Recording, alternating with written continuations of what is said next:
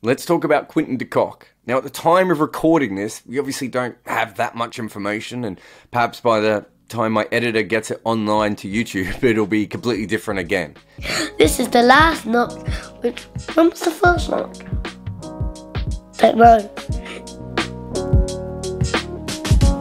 But as we currently understand it, for personal reasons, he decided not to play for South Africa because he didn't want to take the knee. We have seen other times when de Kock has not shown solidarity with his teammates who have taken the knee, even when there have been other options for him to take. But I think in order to really understand this, de Kock is kind of the pointy end. He's the newsy topic right at the moment. But this obviously goes a lot deeper into the history of South African cricket and even the more recent history of it. So I want to tell you about a cricketer called Crom Hendricks. And it's important to note that we really don't know that much about Crom Hendricks. There's a very good book written about him, but even in that book, there's only so much that anyone could find out about Crom because there just hasn't been that much information ever released on him. Because his life just wasn't chronicled in that sort of detail, and partly because he never quite made it to the top level of cricket.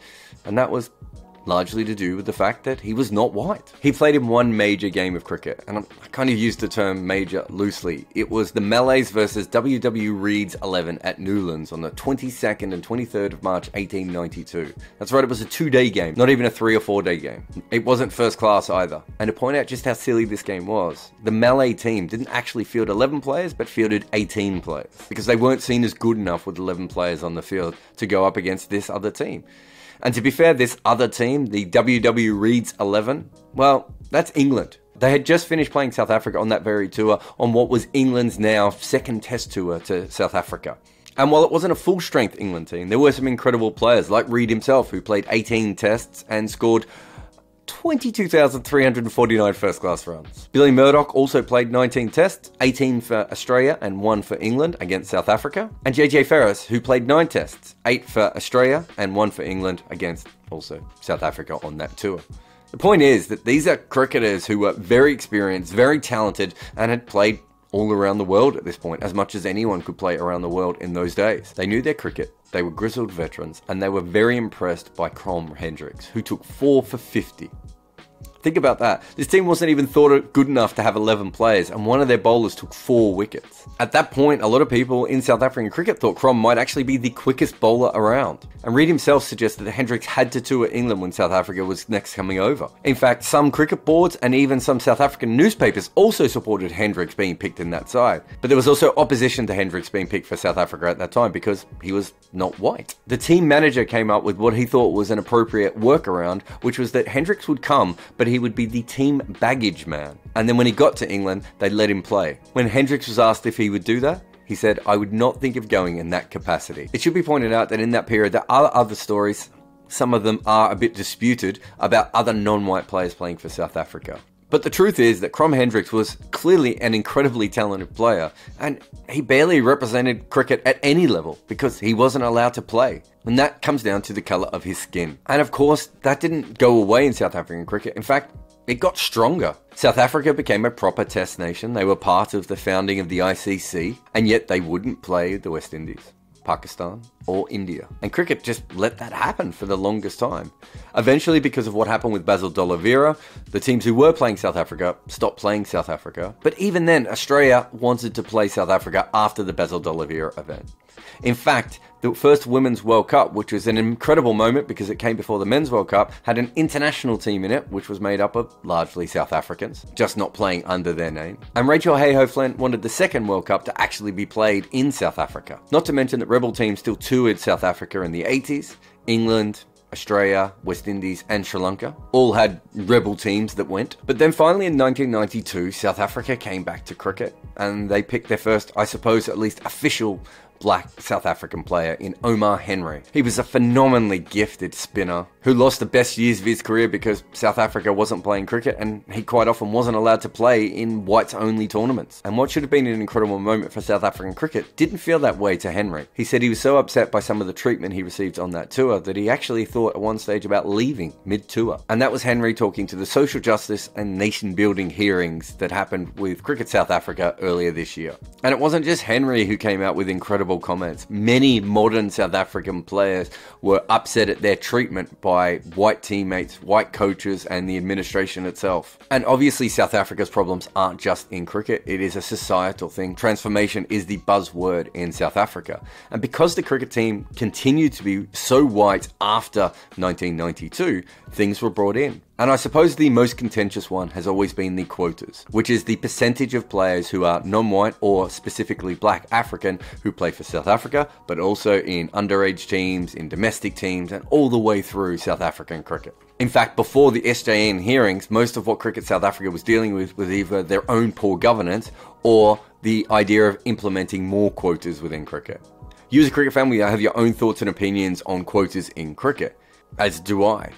But I want to share a little story about why representation matters. In 2006, Greece played the USA in basketball. It was a pretty good USA team. They had LeBron James and Dwayne Wade, and it was the semi-final of the World Cup. The Greek men were not a bad basketballing nation. They were usually one of the better teams in Europe, but they were usually just outside the medals when it came to sort of world championships. But this was an incredible team that they put together, and they played really well. In fact, they played so well that they beat the USA basketball team, which is, not a thing that happens very often. And that was a huge moment for Greek basketball twice. Firstly, just beating the USA changed basketball a little bit in Greece. But also, there was someone watching that game who got something else out of it. And he spent a lot of his spare time selling things on the street to help out his family. At that point in his life, he actually wanted to be a footballer. But watching the Greeks beat the USA actually inspired him to want to play basketball. And it wasn't just the win, it was also one of the players. Sophocles Shorts-Anitis, or as they called him, Baby Shaq. Trying very hard not to do the Baby Shark song here. Baby Shaq, do. And to this young boy who wanted to be a footballer watching the TV, what he saw was a black Greek boy. And to the skinny young guy who wanted to be a footballer, what he saw on the TV was a black man playing for Greece in basketball beating the USA team. And he thought to himself, if he can do it, so can I. And if you're a basketball fan, you probably know who I'm talking about at this point. Giannis Antetokounmpo, who is now probably the best player in the NBA. He's won a championship, he's won MVPs, he's kind of unstoppable in the paint. And he might have been inspired by Baby Shaq, but the way he's going, he might end up being as good, if not better, than the real size Shaq. And I just wanted to tell you that because representation does matter, and that's where these quotas come from. The problem with South African cricket is that when Antetokounmpo got good at basketball, there was a proper structure for him to be able to be pushed into within Greek society. That is not always the case with the way that South African cricket specifically makes their athletes. Right across all South African sport, but specifically through cricket, you can see that more often than not, great South African cricketers come from great private schools, elite schools, pay-paying schools. And traditionally those schools have been filled with white children. Now there are scholarships available for black children, and we will get onto that in a little bit. Now obviously there are some children who have gone to those schools because of scholarships, because of how good they are athletically and they're brought across. But generally it's harder to get the scholarship if you haven't had early training. And again, this is where largely the white children have a big advantage over the black children. And less than 10% of South African state schools actually have cricket facilities anyway. So young children of any race who don't go to a fee-paying school are a lot less likely of being good at cricket just because they haven't had the coaches and the facilities and all the things that you need to be a good cricketer in South Africa. So when the government comes in and tells Cricket South Africa that they need a quota, what they really need to be doing is looking at how they are developing cricketers in their country. For whatever reason, South African elite schools have been brilliant at developing talent. Outside of that, South Africa has not been very good.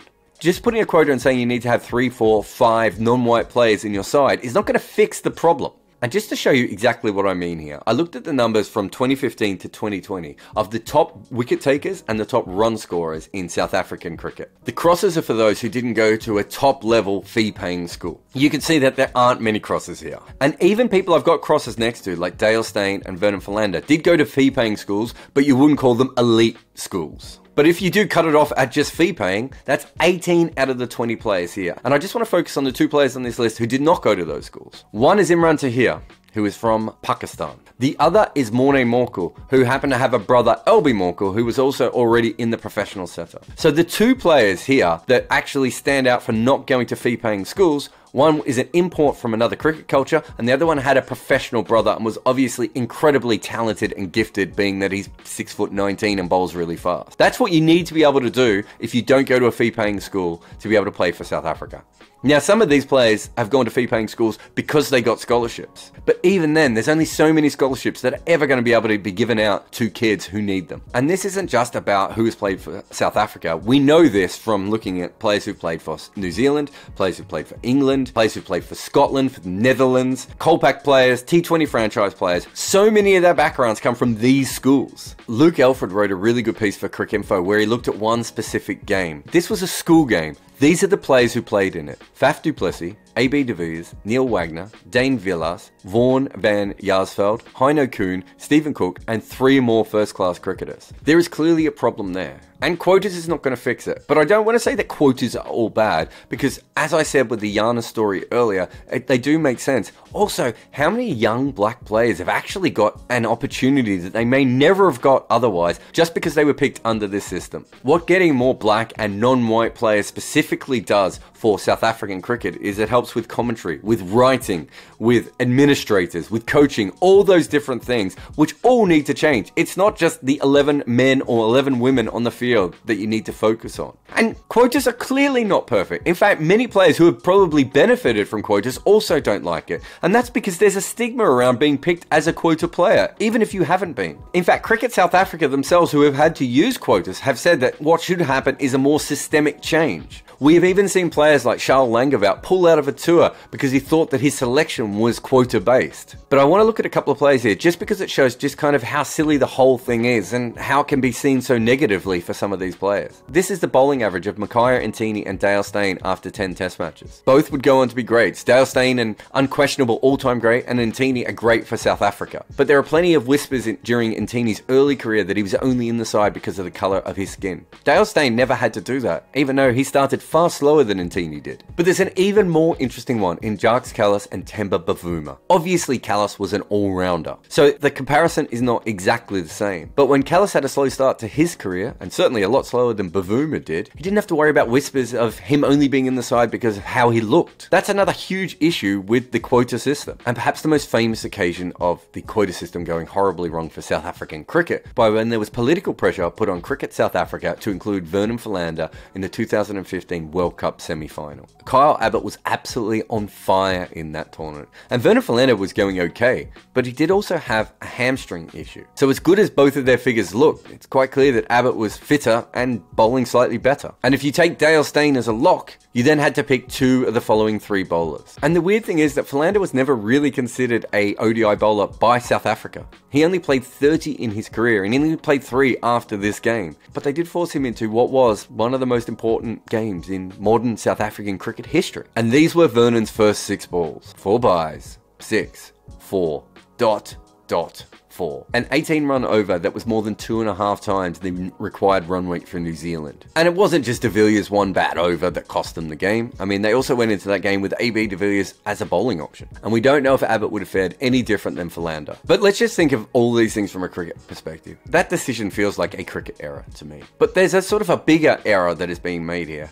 Basically, South Africa has a fairly large population. Not compared to India, Bangladesh, and Pakistan. But they're a big country as a general rule. But because they haven't found a way to integrate their cricket better and develop all this talent, they're actually picking from this incredibly small talent pool. They're kind of turning themselves into like a smaller version of New Zealand. Forget the politics and forget the history from a moment. Just from a cricket perspective, you want to pick from as many talented players as possible, and South Africa's not doing that. And there is another unintended consequence of all this. Kagiso Rabada would be playing for South Africa no matter what his skin color was. He's obviously that good. He's one of the fastest wicket takers of all time. But because he does represent a black African in the quota that they have within Cricket South Africa, he kind of has to play more than you would want him to play. And by that I mean, in a 5-year period, not only was he the highest international wicket taker, he also bowled the most overs of any seam bowler in the world in that time. And considering in that time he was also the highest wicket taker in the IPL, what South Africa did was they took their most incredible player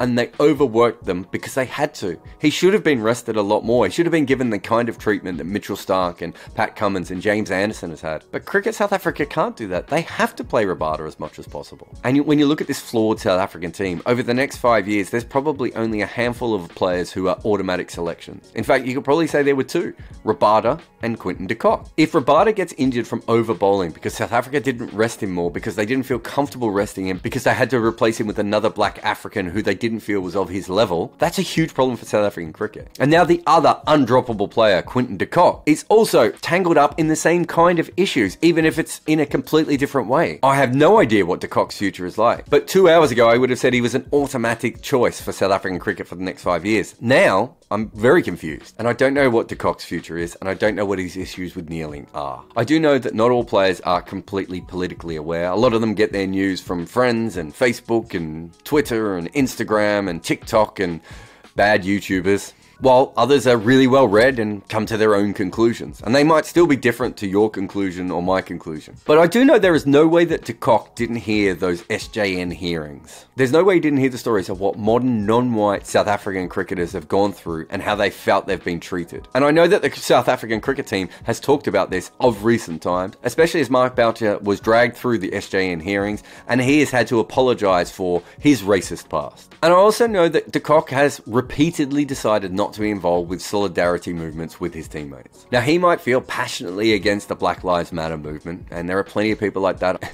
I'm sure we'll get at least one comment that features the word Marxism in it, even if that's not really what the kneeling is about. And everyone's lived-in experience is completely different. And all we know at the moment is he felt strongly enough about one particular thing that he decided not to play for his country. I don't agree with what de Kock has done, but I accept that if he did feel strongly enough about that, then he could certainly not play if he felt the need. The same way that Colin Kaepernick was allowed to take the knee originally. There will be consequences for that. There almost always are. You can't stop players protesting. That's impossible to do. And of course, all of this is made a little bit weirder by the fact that part of the reason that Cricket South Africa want their players to take the knee, other than the obvious, is that they're a little bit embarrassed that the Australian team, a country that has also had its own racial issues, actually took a knee for a game against South Africa. And I don't know if forcing players to take a knee will actually have any kind of impact or not, the same way that we don't know if quotas will. But what we do know is why these things have occurred. And that's because of history. You look at the non-white cricketers in South Africa and they're either abused or ignored early on, or they were mistreated or used as pawns later on. I mean, think about having to play under a coach like Mark Boucher, who has now had to come out and apologise for the way that he treated players like them earlier. And now their star player has said he'd rather sit than kneel with them. You see a lot of comments under articles about South African cricket these days saying, oh no, I hope they don't go the way of Zimbabwe cricket. The problem isn't that South African cricket might go the way that Zimbabwe cricket has gone. The problem is that they both started the same way. The problem isn't now, the problem was how it began. The issue of Quinton de Kock and the kneeling is not the most important thing in South African cricket. The real issue has been around since they asked Crom Hendricks to carry bags and has gone all the way through to the fact that still so many of their players are often white from elite schools. The structure was wrong from the start because the society was. Kneeling and quotas may not help, but ignoring the main issues and hoping that it will all sort itself out on its own just will not get it done for cricket in South Africa. Let me finish off with the words of the black South African batter Lutz Bosman, who played for South Africa in a World Cup and recently spoke to the SJN hearings. This is how he felt about the treatment that he received when he was playing for South Africa. It breaks you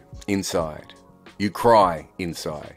You put on a brave face, but inside, you are so broken. That wasn't something from the 1800s. Lutz Bosman played in a World Cup for South Africa. In fact, he played with some of the same players in this South African team right now. And he also played domestic games against Quinton de Kock.